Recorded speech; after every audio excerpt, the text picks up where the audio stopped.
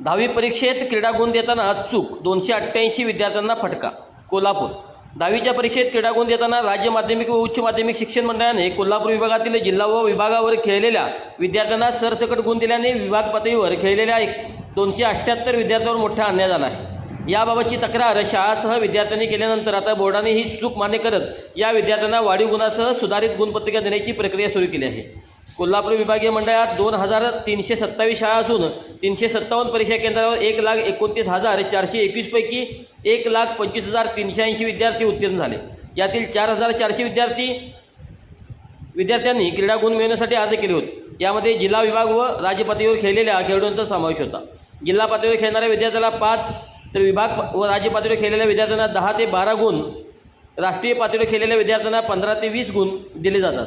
10वी परीक्षेसाठी बसलेल्या विद्यार्थ्यांमध्ये 278 विद्यार्थी हे विभाग पातळीवर खेळले आहेत.